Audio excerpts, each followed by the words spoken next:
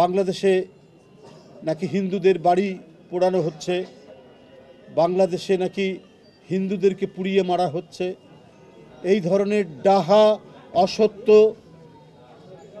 অপতথ্য এবং মিথ্যার বেড়াজাল নির্মাণ করে বিশ্ববাসীকে বিভ্রান্ত করার চেষ্টা করছে।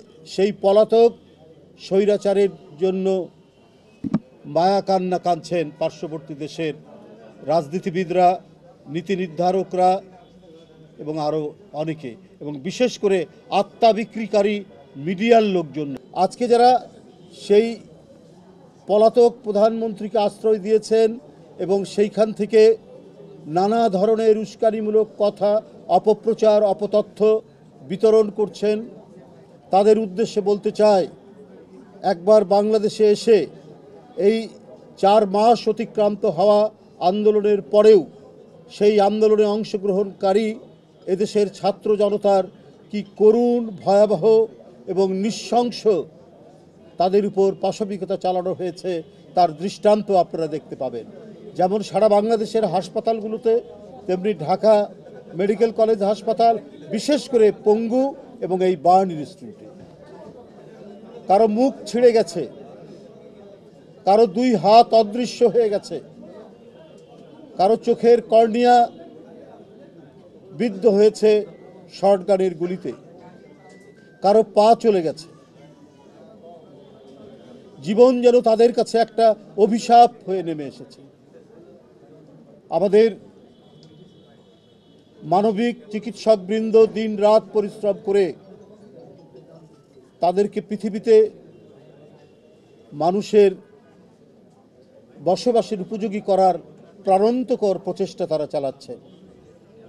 আজকে মিডিয়ার ভাইরা যারা আমাদের সাথে সাথে ভিতরে ঢুকেছেন, তারা দেখেছেন কি ডিস্টর্টেড ডিফর্মিটি চেহারার মধ্যে, শরীরের মধ্যে শেখ হাসিনা এঁকে দিয়েছেন। এই পাপের পরিণতি কি হতে পারে, এই পাপের কি বিচার হতে পারে, সেটা যারা প্রত্যক্ষ করেছেন তারা বুঝতে পারবে।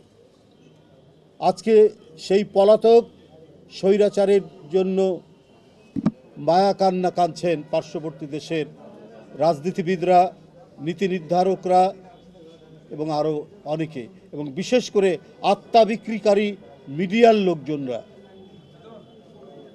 আপনারা বাংলাদেশের মিডিয়া, আপনারা আন্দোলনের অনেক চিত্র ধারণ করেছেন, আপনারা এগুলোও জানেন। অথচ দিন রাত বাংলাদেশে নাকি হিন্দুদের বাড়ি পোড়ানো হচ্ছে, বাংলাদেশে নাকি হিন্দুদেরকে পুড়িয়ে মারা হচ্ছে। এই ধরনের ডাহা, অসত্য, অপতথ্য এবং মিথ্যার বেড়াজাল নির্মাণ করে বিশ্ববাসীকে বিভ্রান্ত করার চেষ্টা করছে।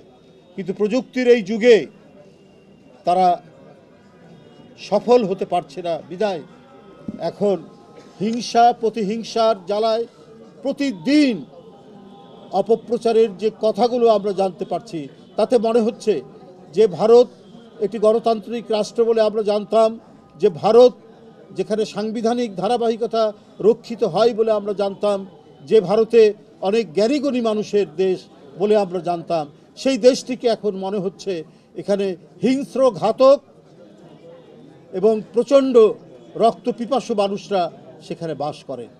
তাদের কাছে বাংলাদেশের মানুষকে বাংলাদেশেরই একজন চরমতম নরঘাতক এক প্রধানমন্ত্রী যে আচরণ করেছেন, সেই আচরণের যে দৃশ্য, যে ছবি আমরা প্রতিদিন দেখছি এবং হাসপাতালগুলোতে এখনও দেখে আসছি, এটা ভাষায় বর্ণনা করার মতো নয়।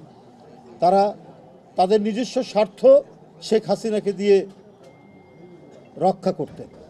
তাদের স্বার্থ রক্ষা করার জন্যই তারা শেখ হাসিনার জন্য এখন যে কুমিরের কান্না কাঁদছেন, সেটা অত্যন্ত সত্যে প্রমাণিত হচ্ছে।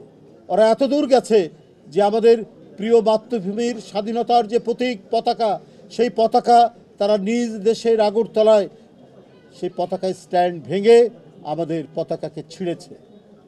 আমাদের দেশের লোক যারা কূটনৈতিক চাকরি করে তাদের গায়ে হাত দিয়েছে। ভিয়েনা কনভেনশন অনুযায়ী এটা ভয়ঙ্কর রকমের আন্তর্জাতিক গুরুতর অপরাধ।